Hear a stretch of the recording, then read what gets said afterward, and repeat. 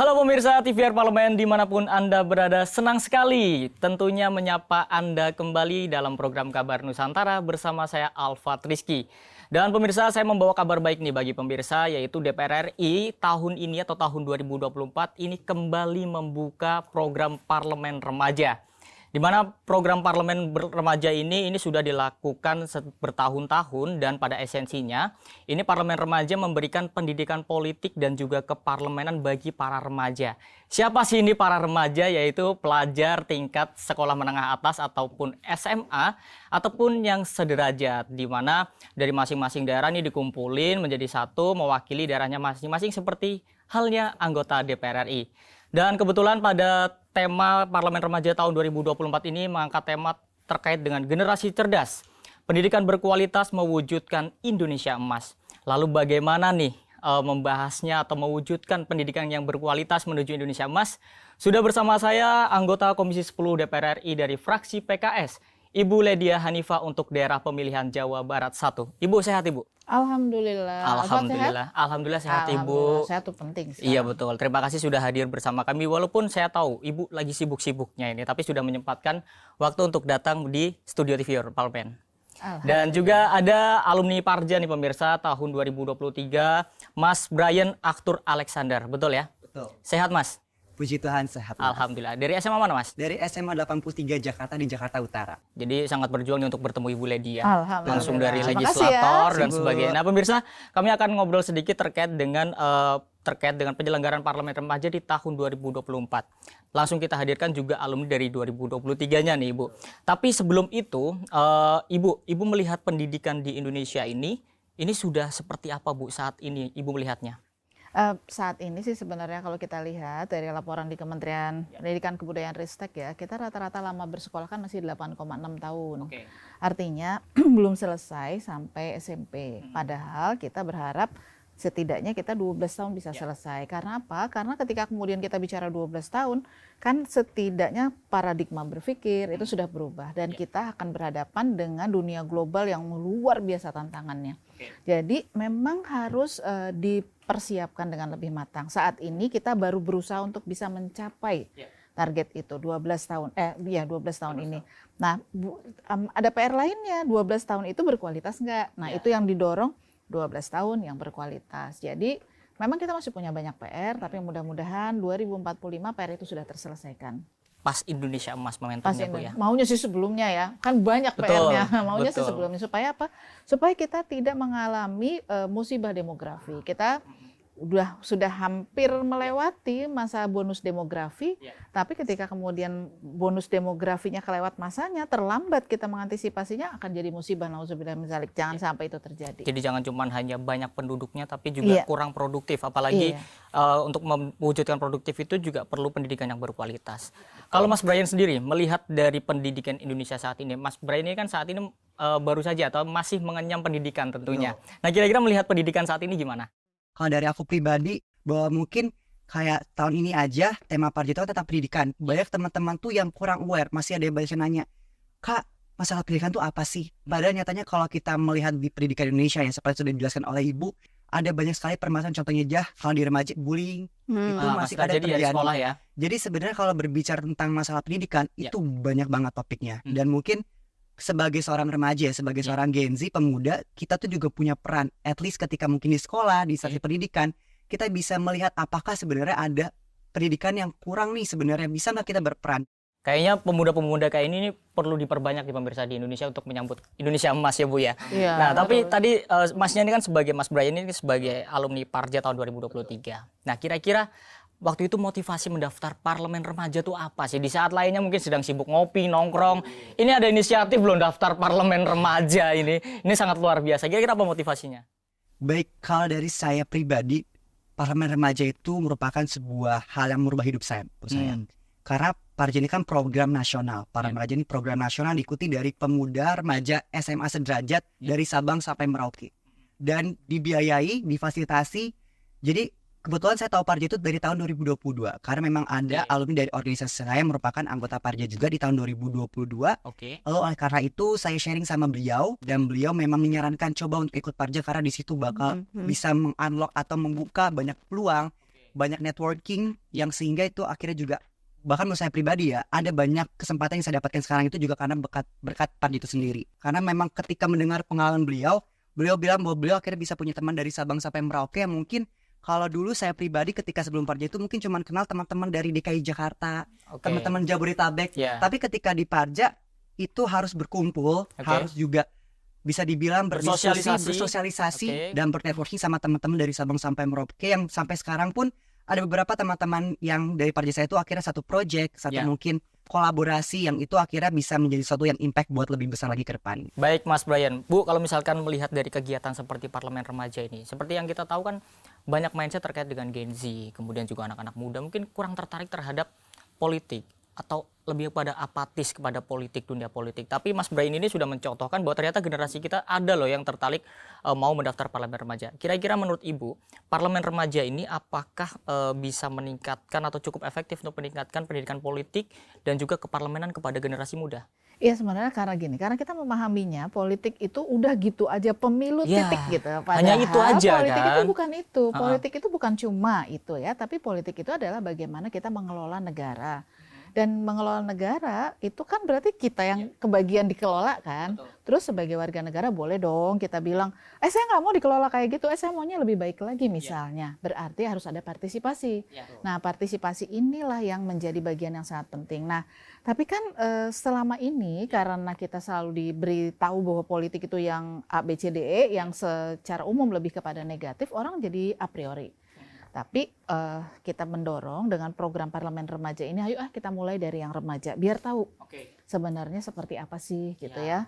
Jadi ini bukan sekedar jalan-jalan, tapi ini sebenarnya merubah mindset tanpa disadari karena kita berinteraksi.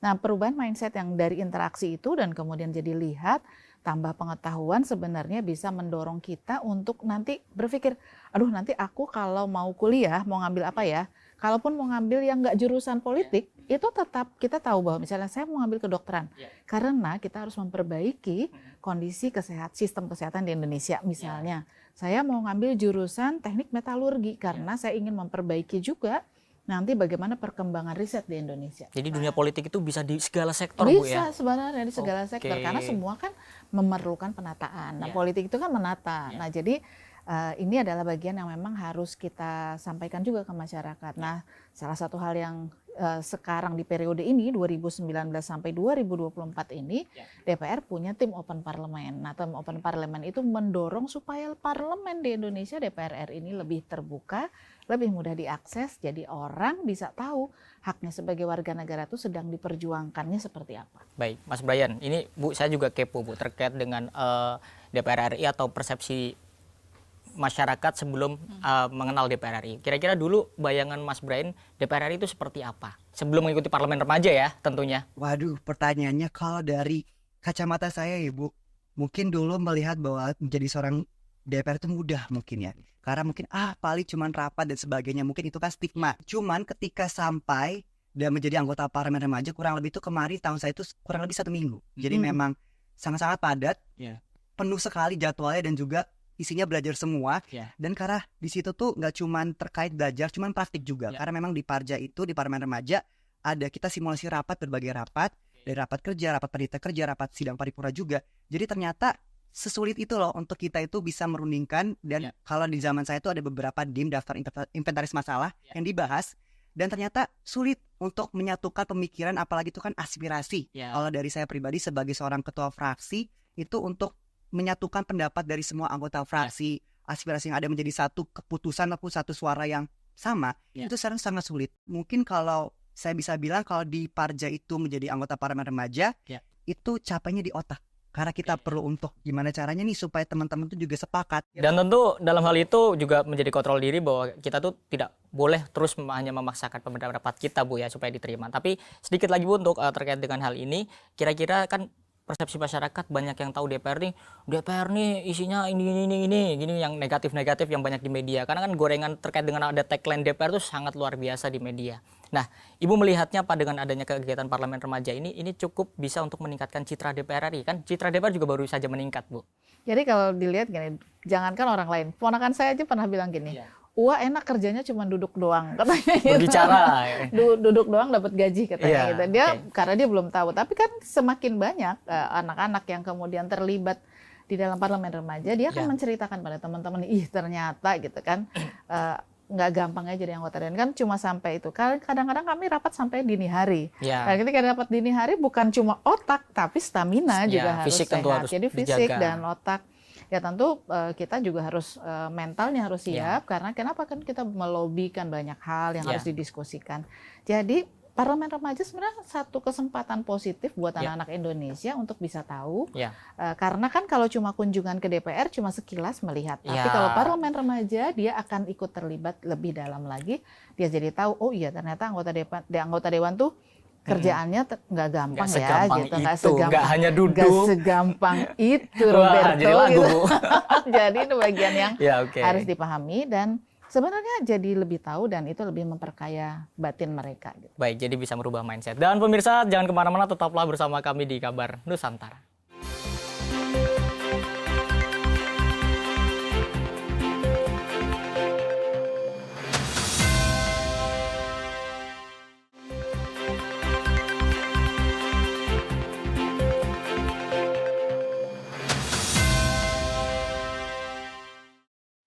Kembali pemirsa di program Kabar Nusantara dan masih dengan Ibu Ledia dan juga Mas Brian nih. Bu, langsung saja Bu terkait dengan 2024 ini Parlemen Remaja kan mengangkat tema generasi cerdas, pendidikan berkualitas, mewujudkan Indonesia emas. Sedangkan pendidikan saat ini seperti yang tadi Mas Brian bilang ini masih banyak permasalahan yang masih perlu dibenahi. Tadi ada juga terkait dengan bullying, kemudian juga baru-baru ini ada kenaikan UKT ya kan, terus juga yang baru ini juga lagi PPDB. Nah kira-kira Bu, bagaimana sih Ibu sebagai legislator ini ada saran atau masukan nggak bagaimana membangun pendidikan yang berkualitas? Jadi kan kalau kita bicara soal isu PPDB, UKT, itu pasti muter ya karena memang siklus pendidikan kan selalu begitu. Nah yang perlu kita perhatikan adalah gimana anak-anak kita punya akses terhadap pendidikan yang berkualitas. Berarti kan kita harus mikirin kalau mau PPDB kenapa sih jadi rusuh gitu kan? Karena orang ngejar ke sekolah itu. Kenapa sekolah itu? Karena ternyata katanya gurunya bagus, terus sarananya lengkap. Makanya jadi rebutan pada situ. Berarti, nah dalam diskusi kami dengan Kementerian Pendidikan Kebudayaan, nggak boleh cuma mikirin itu saja. Karena kalau kita bicara keadilan, ada banyak daerah di Indonesia yang katakanlah SMA-nya nggak ada, gitu. Nggak satu kecamatan nggak ada SMA-nya. Berarti kan kita harus ngejar pembangunan SMK, SMA, SMK. Nah, ketika bicara pembangunan SMA, SMK harus melibatkan pemerintah daerah. Terus kita juga harus lihat bahwa guru-guru yang katanya bagus itu kan udah kelihatan evaluasi sebar dong ke banyak sekolah supaya mereka bisa peningkatan kualitasnya. Kalau kata orang Sunda wayah. Nah, jadi si bapak ibu guru teh udah enak kan ngajar di situ terus dipindahin ke sekolah lain. Kan masih di kota yang sama lah ya. Jauh-jauh dikit lah nggak apa-apa pengabdian. Tapi dengan kualitas yang baik insya Allah akan mendorong yang lain. Jadi sambil ngajarin yang guru-guru baru misalnya. Nah, jadi kan makin berkembang. Terus sarana juga harus dilengkapi oleh pemerintah pusat dan pemerintah daerah. Itu baru sisi itu. Terus kemudian menjaga kualitas, evaluasi gitu ya. Nah terus pendidikan kita ini kalau udah mulai SMA, berarti kan dia sudah mulai menjelang dewasa. Remaja nih, ini harus dilibatkan. Karena kalau kita bicara soal pendidikan orang dewasa itu bisa berhasil jika peserta didiknya aktif. Nah sekarang begini juga sama. Tadi kan dikhawatirkan misalnya kayak bullying. Bullying itu sebenarnya apa sih? Kan sebenarnya ketika kemudian melakukan kekerasan merasa dia lebih superior ya dari yang lain. Jadi kita perlu membangun satu ekosistem di sekolah itu yang nyaman buat semua. Anak-anak didengerin sama guru didengerin sama anak-anak, didiskusikan, ngobrol. Kalau punya masalah ceritakan ke guru bimbingan konseling atau ke wali kelas supaya bisa diselesaikan. Jadi mari kita mulai sama-sama mendewasakan diri buat anak-anak nih lebih terbuka, lebih ngobrol, lebih melihat bahwa setiap manusia di hadapan Yang Maha Kuasa itu sama. Mau dia kaya, mau dia miskin, mau dia pinter. Nah, kadang kan hal-hal yang kayak tadi antara yang mungkin kelas menengah dan kelas yang menengah ke bawah itu kan kadang yang kaya kan ibu bapaknya itu bukan anaknya mah sama miskinnya. Maksudnya anaknya kan nggak punya apa-apa. Yang punya apa-apa tuh orang tuanya, mestinya mikirnya gitu dong. Ya Mas Brian, melanjutkan dari tadi yang statement Ibu nih, kira-kira metode belajar seperti apa sih yang membuat kamu nyaman, dan sekolah-sekolah seperti apa sih yang waktu itu misalkan kamu dari SMP kemudian mendaftar ke SMA nih. Sekolah apa sih yang kamu ingin tuh? Kalau dari satu kata saya punya keyword namanya inklusif. Bahwa sebenarnya inklusivitas, bahwa semua orang itu berhak buat belajar, semua orang merasa nyaman, tidak diskriminasi dan juga mendapatkan akses yang sama. Bahwa benar bahwa kalau saya pribadi masih ada stigma dalam tanda kutip, masih banyak orang-orang yang mungkin ada sekolah yang bagus, sekolah yang kurang bagus, padahal secara status sama-sama sekolah negeri. Padahal nyatanya sebenarnya status itu perlu kita ubah, karena dari sudut pandang saya pribadi ya, dari pengalaman saya yang masuk ke dalam sekolah dalam tanda kutip dicap tidak favorit, itu akhirnya teman-teman saya tuh merasa ngapain belajar, toh juga saya kalah dengan teman-teman di sekolah favorit. Jadi sebenarnya ada stigma itu ya? Ada. Kalau misalnya di kalangan anak SMA pelajar tuh ada seperti itu. Jadi memang ketika berbicara pendidikan ya, mungkin kalau dari pendapat ibu kan hal yang besar, yang skalanya mungkin luas ya. Kalau dari secara yang saya alami sebagai seorang pelajar baru lulus adalah masih banyak teman-teman tuh yang akhirnya terdemotivasi untuk belajar karena mereka merasa bahwa saya udah gak punya kesempatan sama seperti yang lain. Jadi sesimpel seperti itu bisa mempengaruhi orang ingin belajar atau enggak. Dan ternyata akhirnya apa sih sebenarnya bisa dilakukan? Mungkin kalau dari masa bertanya kira-kira mungkin memotivasi saya akhirnya bagaimana caranya. Karena ternyata saya mempelajari bahwa pendidikan itu bukan cuman sekadar kita ke sekolah, belajar lalu pulang, ulang dan selesai. Tapi ternyata pendidikan adalah benar bahwa terkait bagaimana membangun pola pikir, bagaimana akhirnya kita menjadi seorang masyarakat ya yang bisa terjun ke masyarakat secara langsung dewasa, itu juga akhirnya buah dari pendidikan itu sendiri. Tapi bertemu teman-teman. Pendidikan bisa didapat di mana aja ya. Nah, Ibu Ledia, kalau ini kan dari pemerintahan yang saat ini juga sudah menerapkan adanya Merdeka Belajar. Apakah sudah cukup efektif berjalan hingga saat ini, Bu? Terkait dengan Merdeka Belajar, ini kan ada perubahan paradigma ya, dari kurikulum 2013 ke Merdeka Belajar. Dan itu masih tidak semua bisa merata. Tentu kita tahu bahwa kurikulum 2013 saja tidak semua guru bisa memahami bagaimana mengimplementasi. Apalagi ketika kemudian ada paradigma. Ada sejumlah guru yang bisa dengan cepat kemudian berubah sehingga apa yang ditargetkan dari Merdeka Belajar ini bisa dilakukan. Sebenarnya Merdeka Belajar itu lebih men-challenge siswa dan guru untuk lebih mau belajar dari lingkungan sekitar kita. Karena belajar itu nggak cuma dari buku kayak Brian bilang tadi. Yang salah persepsinya adalah Merdeka Belajar, merdeka aja deh mau belajar apa enggak gitu kan, repot ya kalau kayak gitu. Justru sebenarnya kita bisa dapatkan. Pergi aja ke pasar tradisional, tanya mbok sayurnya. Bagaimana caranya beliau menghitung supaya nggak rugi dengan kondisi sekarang. Itu kan udah belajar matematika, belajar ekonomi. Bagaimana pencatatannya, akuntansinya. Banyak sebenarnya sumber-sumber belajar kita. Tinggal kita mau nggak ngambil di situ. Berarti tergantung minatnya, Bu ya. Karena misalnya waktu zaman saya sekolah pun itu masih bukan dalam tanda kutip dijejelin semua pelajaran yang belum tentu di masa depan itu bakal kepake. Tapi tadi ternyata yang Mas Brian bilang juga sebenarnya pendidikan itu banyak hal buahnya, buah pendidikan kayak tadi kedewasaan dan sebagainya. Iya, betul. Karena kita pertama kita tidak diajarkan belajar bagaimana cara belajar. Bagaimana cara belajar. Jadi setiap orang kan punya cara yang berbeda. Tetapi bagaimana sesungguhnya kita bisa mencapai target dengan pembelajaran yang bisa didapat dari banyak itu. Nah, bagaimana ketika kemudian dia paham bagaimana cara dia belajar, bagaimana merumuskan pemikiran, bagaimana menyampaikan pendapat, bagaimana kemudian dia membuat ringkasan. Itu kan bukan cuma sekedar ngumpulin tulisin aja yang pendek nggak gitu kan. Tapi ada apa sih sebenarnya materinya. Dan kita belajar dari orang-orang di sekitar kita, banyak sekali sesungguhnya di antara mereka punya banyak pengetahuan. Dan bisa jadi orang-orang yang kan ini remaja, saya kan pernah remaja gitu ya. Saya juga pernah, Bu. Pernah kan? Jadi yang pernah remaja ceritanya pasti pertanyaannya akan beda dengan yang remaja. Karena mereka punya dunia yang berbeda, informasi yang masuk ke mereka. Bisa jadi dari gamenya, bisa jadi dari informasi-informasi dari internet. Nah itu mereka kan pasti penasaran.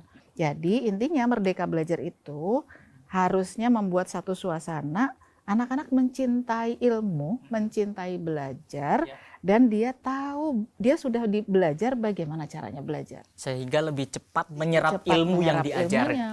Nah, Mas Brian, apakah metode belajar yang Mas Brian mengalami metode Merdeka Belajar juga kan? Kalau saya pribadi kurtilas karena saya baru lulus tahun ini. Jadi sudah. Tapi setidaknya metode belajar yang kemarin di pendidikan, mau SMP, SMA, itu sudah sesuai belum dengan yang diinginkan? Kalau ditanya apakah fit atau bisa dibilang nyambung dengan diri saya secara seluruhnya, mungkin tetap ada sebagian mungkin saya kurang pas, kurang merasa nggak cocok gitu, karena memang terlalu banyak PR kali. mungkin salah satunya itu, cuman tergantung kepada gurunya pribadi ya. Jadi sebenarnya kalau berbicara tentang kurikulum, mungkin kalau saya highlight adalah bukan cuman kurikulum tapi praktiknya bagaimana sih di sekolahnya. Apakah guru tersebut paham kira-kira keynote-nya apa sih dari kurikulumnya, dari mata pelajarannya, dari materinya. Sehingga sebenarnya yang perlu mungkin kalau dari saya pribadi, bukan saya nggak cocok dengan kurikulumnya mungkin ya, tapi dengan bagaimana cara diajarkan oleh gurunya, Delivernya mendeliver materinya. Karena balik lagi kan semua siswa punya cara belajar masing-masing, seperti yang sudah Ibu jelaskan bahwa mungkin ada orang yang lebih suka mendengarkan, ada orang yang lebih suka membaca, mungkin lebih suka berdiskusi, kinestetik dan sebagainya. Dan setiap orang tuh nggak bisa dipaksakan untuk yang mendengarkan coba ya untuk belajar itu membaca, mungkin akan kurang maksimal. Oke, Bu Ledia, Merdeka Belajar berarti memang sebenarnya tergantung dari diri masing-masing, kembali lagi ya Bu ya. Bu, kalau misalkan ini kemarin juga ramai terkait dengan kenaikan UKT. Itu juga cukup menyita perhatian publik. Kalau misalkan ini pertanyaan masyarakat Bu, sebenarnya Bu, Indonesia ini mampu nggak sih Bu untuk menyekolahkan atau memberikan pendidikan kepada mahasiswa itu hingga perguruan tinggi? Sebenarnya menggratiskan itu mampu nggak Indonesia? Kalau menggratiskan sih enggak, tapi Menggratiskan setidaknya kita bisa ada subsidi ya yang bisa diberikan, dan memang manajemen pembiayaan pendidikannya itu yang harus kita perbaiki. Maka Komisi 10 juga sedang punya panitia kerja tentang pembiayaan pendidikan. Jadi bukan cuma karena UKT saja, tapi kan secara keseluruhan seperti apa. Jadi banyak hal yang masih harus kita bicarakan mana tata kelolanya supaya lebih baik dan sehingga nanti tidak jadi beban. Nah, jadi bagaimana menata kampus-kampus yang selama ini ada di bawah Kementerian Pendidikan, yang di bawah kementerian lembaga lain gitu. Nah, itu supaya diselaraskan. Memang kan di dalam Undang-Undang Pendidikan Tingginya UKT ditetapkan sesuai dengan kemampuan orang tua. Tapi kan kemampuan orang tua range-nya besar gitu kan. Nah, jadi mana yang layak untuk mendapatkan bantuan, bantuan full atau bantuan sebagian itu juga harusnya jadi bab yang harus kita diskusikan sama-sama. Ini loh ada hal-hal yang penting gitu. Baik, Bu Ledia, kalau misalkan kita berbicara terkait dengan mewujudkan pendidikan berkualitas, itu kan juga perlu disokong dengan adanya anggaran. Tapi saya menemukan data anggaran dari pendidikan ini yang cukup menurut saya menggelitik, Bu. Dari anggaran fungsi pendidikan tahun 2024 itu 665 triliun. Untuk membantu pendidikan kepada kemahasiswaan itu nilainya 39 triliun. Dan juga tapi yang masuk untuk terkait pembiayaan perguruan tinggi itu hanya kebagian 7 triliun. 32 triliunnya di sekolah kedinasan. Makanya UKT ini menurut data hasil kajian KPK ini ya Bu ya, UKT ini mahal. Ibu melihat dari kebijakan anggaran ini seperti apa Bu? Jadi kalau kita cuma bicara UKT ya, kita nggak bicara yang lain nih. Karena ketika kita bicara UKT memang hanya 7 triliun yang diarahkan untuk ke perguruan tinggi negeri di bawah Kementerian Pendidikan dan Kebudayaan. Terlepas itu ada gaji dan segala macam ya. Nah, ini yang harus kita luruskan karena dalam Undang-Undang Pendidikan Tinggi disebutkan bahwa sekolah kedinasan tidak boleh mengambil dari anggaran fungsi pendidikan, dia harus ambil di bawah anggaran kementerian yang bersangkutan. Jadi ini yang memang harus dirapihkan. Nah, ini sekarang kita sedang melakukan penataan-penataan. Sekolah non kedinasan pun harus kita diskusikan yang di bawah kementerian lembaga lain ya. Di mana letak bedanya dengan perguruan tinggi yang umum? Katakanlah gitu ya. Kalau misalnya ada politeknik kesehatan yang di bawah keperawatan di bawah Kementerian Kesehatan, apa bedanya dengan fakultas keperawatan di UI misalnya? Apa bedanya gitu. Nah, yang begitu-begitunya itu tuh harus duduk benar. Mana yang menjadi kewenangan yang harusnya diserahkan saja kepada Kementerian Pendidikan Kebudayaan Ristek, mana yang sebetulnya memang diperlukan. Kalau kita berpikir sebaiknya kalau memang kedinasan lah, udah dipakai kedinasan dan pastikan bahwa mereka kemudian diangkat jadi pegawai di situ dan jangan menggunakan anggaran fungsi pendidikan. Dan mereka juga ada beberapa kedinasan yang masih membuka rekrutmen untuk umum, Bu. Nah, itu harusnya enggak, karena itu udah jadi PNBP kan. Kalau udah jadi PNBP berarti dia sebenarnya udah punya uang sendiri, ngapain juga ngambil dari fungsi pendidikan. Sementara yang lain memerlukan biayanya luar biasa gitu. Jadi itu PR besar kita, memang masih harus diselesaikan. Baik Ibu Ledia dan pemirsa jangan kemana-mana, tetaplah bersama kami. Kami masih akan membahasnya terkait dengan bagaimana mewujudkan pendidikan yang berkualitas. Tetaplah bersama kami di Kabar Nusantara.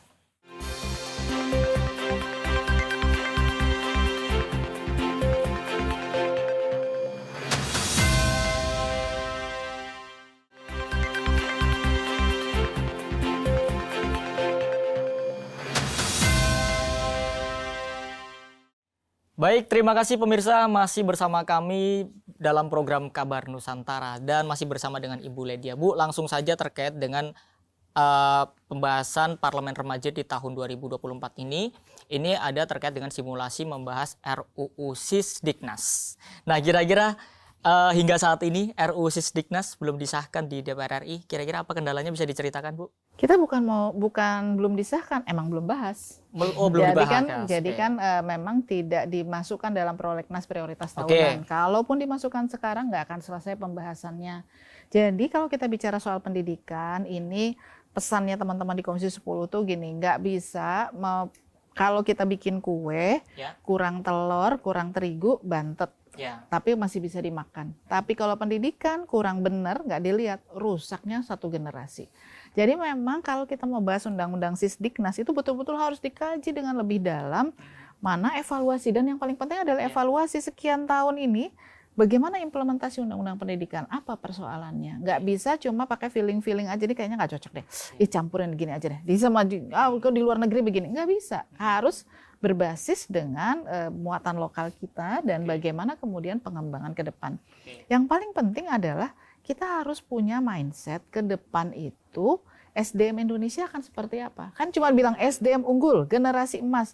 What kind of emas gitu kan. Apa sih sebenarnya mau yang kayak gitu. Mas tuh banyak loh. Ada Mas Jawa, ada Mas gitu. Ada Mas Alfat, ada Mas Brian gitu kan ada. Itu kan macam-macam, makanya perlu dirapikan. Jadi generasi emas yang kita mau harus didefinisikan. Dari situlah kemudian kita tarik mundur. Kita berarti harus ada sistem pendidikan yang tepat, yang cocok. Nah, berarti kan kita harus mengkajinya jadi sangat dalam apa sebenarnya yang kita harapkan. Oke, jadi progresnya itu baru hanya dorongan, Bu ya? Jadi kita nggak bisa cuma sekadar yang kuantitatif. Kualitatifnya dan pemerataan. Pemerataan itu supaya apa? Supaya semua masyarakat Indonesia bisa mengakses pendidikan. Kita nggak boleh bicara pendidikan cuma Jakarta. Kita nggak boleh bicara pendidikan cuma Jabotabek. Kita harus bicara pendidikan teman-teman kita yang di Maluku Utara, di Natuna, yang ada di Papua, yang mereka mau ke sekolah juga jalannya jauh. Ada banyak hal di kita yang masih belum terselesaikan, maka harus betul-betul dievaluasi. Nah, kalau udah dievaluasi, kita akan lihat di mana akan memperbaikinya. Jadi nggak apa-apa sih sebetulnya kalau agendanya adalah bagaimana kalau usulan. Ini kan sebenarnya usulan para remaja, undang-undang Sisdiknas itu mestinya kayak apa sih gitu kan. Maunya pendidikannya kayak gini, kayak gitu kan. Ya silakan, nggak apa-apa, bagus. Justru nanti itu bisa menjadi catatan yang bisa kita bawa. Oh oke, dalam sudut pandang para remaja, pendidikan yang dimaui yang kayak gini gitu. Baik, kalau Mas Brian sendiri melihat tadi Ibu juga sudah menyampaikan Indonesia emas yang seperti apa. Nah, untuk mewujudkan Indonesia emas yang tersebut kan juga perlu pendidikan yang berkualitas. Betul. Nah, kira-kira kenapa perlu pendidikan yang berkualitas untuk mewujudkan Indonesia emas, Mas Brian? Oke, jadi mungkin teman-teman juga masih banyak miskonsepsi Indonesia emas tuh, berarti cuma 100 tahun Indonesia merdeka. Mungkin itu part of it, sebagian itu, cuman kalau dari saya pribadi adalah menurut saya, dari sudut pandang pribadi saya ya, bahwa Indonesia emas itu adalah bagaimana kita sebagai sebagai sebuah negara ya, itu bisa mandiri, kita punya SDM yang unggul, kita juga bisa nggak cuman secara domestik doang, tapi secara internasional kita juga unggul gitu. Jadi memang sangat-sangat rumit ya sebenarnya kalau kita ngomongin pendidikan tuh, pendidikan berkualitas. Benar kalau kata ibunya, pendidikan berkualitas itu mungkin pendidikannya seperti apa, berkualitas dalam tanda kutip apa. Dan cukup mungkin saya sangat setuju bahwa ketika berbicara pendidikan nggak bisa cepat, dan bisa kita cuma ngambil dari satu sudut pandang aja, tapi dari semua point of view, dari semua, mungkin kita lihat kacamata dari wilayah A, wilayah B, wilayah C, wilayah D. Jadi sehingga ketika kita ngomongin membuat pendidikan yang berkualitas, itu juga benar-benar berkualitas buat semua orang dan inklusif juga. Baik, kalau misalnya tadi saya melihat dari statement dari Mas Brian dan juga Ibu Ledia, itu sebenarnya juga lebih condong kepada terkait dengan pemerataan kualitas tersebut, baik dari prasarana maupun dari SDM-nya sendiri, Bu. Nah, ini kira-kira untuk mendorong pemerataan ke depan ini, pemerintahan yang baru ini sebaiknya seperti apa, Bu, untuk membuat pendidikan yang berkualitas menjadi merata gitu, Bu?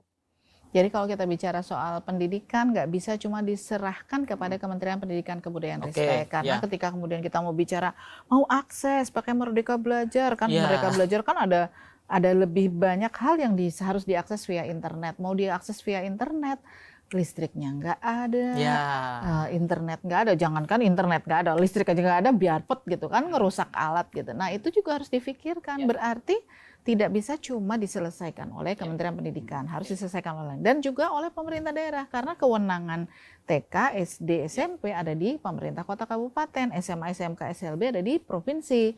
Berarti kan kalau kita mau ini deh ngejar 12 tahun aja itu berarti yang harus terlibat semua pemerintahan kota kabupaten ini mau pilkada nih sebentar lagi.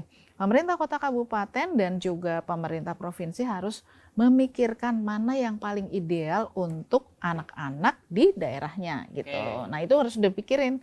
Baru kita bicara ke yang lainnya. Meskipun ini ada catatan nih, katanya kan daerah 20%, kami anggarannya sudah APBD 20%. Ternyata pas dicek gini, yang namanya 20% tuh anggaran jalan menuju sekolah. Ya jalan menuju sekolah mah bukan fungsi pendidikan. Tapi infrastruktur. Itu harusnya di infrastruktur, jangan dititip-titipin gitu. Nah, jadi akhirnya kalau dititip-titipin kayak gitu repot ya. Makanya ketika misalnya suka ada gambar tuh kan tiba-tiba viral anak SD nyebrang kali pakai ban gitu kan. Bahkan pakai tali, Bu. Pakai tali gitu. Ya, itu sebenarnya adalah infrastruktur yang harus dibenahi oleh pemerintah daerahnya. Bukan fungsi pendidikan. Kan orang langsung bilang gini, anggaran pendidikan 20%. Itu mah bukan dari anggaran pendidikan. Anggaran pendidikan mah adalah bagaimana pembelajaran itu bisa berjalan dengan baik. Nah, itu harus ditunjang oleh yang lain. Baik, Mas Brian, ini mumpung ada Ibu sebagai legislator, kira-kira punya harapan nggak? Karena mewujudkan pendidikan berkualitas itu nggak cuma pemerintah, tadi yang Ibu bilang, DPR RI pun bisa turut serta untuk mewujudkan pendidikan berkualitas melalui 3 fungsinya, Bu ya, pengawasan, anggaran, kemudian juga legislasi, membuat undang-undang. Kira-kira ada harapan tersendiri nggak sebagai yang sudah lulus SMA dan juga ke jenjang pendidikan selanjutnya kepada Ibu Ledia untuk ke depan seperti apa? Kalau dari saya pribadi ya Ibu, mungkin harapan saya adalah kembali lagi bahwa saya memegang teguh bahwa inklusivitas sangat penting. Benar kalau misalnya ternyata kalau mungkin di wilayah DKI Jakarta secara infrastruktur mungkin masih sudah sangat-sangat bagus lah. Cuman memang benar saya juga punya teman yang mungkin bukan dari DKI Jakarta, dari mungkin luar Pulau Jawa ya. Secara infrastruktur saja mungkin secara akses itu masih sangat-sangat kurang. Mungkin kalau mereka membandingkan dengan Brian kamu enak kalau sekolah di Jakarta, ada ini, ada itu, gampang mana lengkap, semuanya enak kalau belajar nyaman. Internet pun gampang. Internet gampang. Kalau saya kalau mau belajar harus ke sekolah dulu karena di rumah nggak ada internet. Jadi memang mungkin harapan saya ini memang sangat-sangat sulit karena kita berbicara pendidikan, benar bahwa infrastruktur juga, SDM-nya juga, semua sektor itu juga harus ikut andil juga. Jadi memang harapan saya mungkin kalau saya bisa titip salam ke Ibu ya, dari juga teman-teman mungkin bisa ke depannya bisa kita membuat pendidikan yang lebih inklusif, teman-teman supaya bisa belajar juga dengan nyaman dan aman juga. Mereka tidak merasa didiskriminasi, mereka belajar bahwa semua itu mereka juga diterlibatkan juga, nggak cuman mungkin anak Jakarta aja yang dilibatkan, anak yang di Pulau luar Jawa nggak dilibatkan nih. Jadi mungkin kalau harapan saya supaya ke depannya bisa ada inklusivitas tersebut, biar teman-teman itu juga bisa ikut berkarya, berpartisipasi juga. Kalau saya juga memegang dari MYP, Meaningful Participation, atau semua remaja itu bisa berperan secara aktif dan bermakna. Wih, mantap. Ibu, kalau misalkan tadi statement Mas Brian sudah menyampaikan seperti itu, dan juga terkait dengan mewujudkan pendidikan berkualitas tentu butuh sinergi. DPR RI, pemerintah, itu kan juga perlu bersinergi dan juga kementerian lembaga. Kira-kira komitmen ke depan DPR RI untuk terus mengawal kinerja dari pemerintah untuk mewujudkan pendidikan berkualitas kepada generasi anak muda ini, Bu. Ke depan seperti apa, Bu? Pendidikan itu amanah dari konstitusi. Di Undang-Undang Dasar Negara Republik Indonesia tahun 1940 ini pasal 31 ayat 3. Harus ada satu sistem pendidikan yang mencerdaskan, mengokohkan keimanan dan ketakwaan dan membuat anak-anak itu bisa berkembang potensinya. Artinya itu adalah amanah konstitusi yang harus dijaga oleh siapapun juga yang menjadi anggota DPR RI, DPRD Provinsi, DPRD Kota Kabupaten. Maka mari kita sama-sama pertama mengangkat dulu kekonsistenan kita dalam pendidikan, kemudian juga mengajak orang-orang di sekitar kita, bukan cuma anggota dewan, tapi juga pemerintah dan pemerintah daerah, juga masyarakat, dan juga akademisi, ada media juga tuh semua harus sama-sama bahu-membahu meningkatkan kualitas pendidikan kita. Mari kita sama-sama jaga, mari kita sama-sama kawal. Mulai dari anak-anak yang ikut parlemen remaja. Nah, kalau misalkan dari sisi undang-undangnya atau regulasinya, Bu, revisi undang-undang Sisdiknas perlu di periode depan? Revisi undang-undang Sisdiknas perlu karena memang sudah berubah ya. Artinya sudah berubah yang tuntutan yang diperlukan, targetnya akan seperti apa. Tapi memang tadi harus melalui evaluasi yang mendalam, ada kajiannya, baru kemudian kita akan bicarakan tentang regulasi. Kita nggak mau ada undang-undang yang baru sebentar udah di judicial review, baru sebentar udah diubah lagi gitu, enggak. Kita membahasnya dengan sungguh-sungguh, nggak pakai ini every day is new day, besok udah ganti lagi gitu, enggak. Kita maunya konsisten dan sungguh-sungguh serius karena ini masa depan Indonesia. Karena DPR RI mempertimbangkan tidak hanya pendidikan yang berkualitas tapi juga undang-undang yang berkualitas. Terima kasih Ibu atas kehadirannya, kesempatannya untuk bergabung berdiskusi bersama kami. Mas Brian, terima kasih sudah hadir di studio TVR Parlemen untuk berdiskusi bagaimana membangun pendidikan yang berkualitas bagi generasi muda anak Indonesia. Dan pemirsa TVR Parlemen, itu tadi terkait dengan diskusi Parlemen Remaja terkait dengan tema di tahun 2024 ini, membangun pendidikan yang berkualitas untuk mewujudkan Indonesia Emas di tahun 2045. Tadi yang sudah disampaikan Ibu Ledia bahwa DPR RI ini juga berkomitmen untuk terus bersinergi dengan pemerintah, kemudian juga dengan masyarakat. Ini untuk terus mewujudkan pendidikan yang berkualitas ke depannya. Semoga tayangan ini bermanfaat pemirsa. Tentu Anda dapat menyaksikan program-program dan kegiatan DPR RI lainnya hanya di TVR Parlemen. Anda dapat mengaksesnya di media sosial kami maupun di tvrparlemen.dpr.go.id. Sekian dan sampai jumpa.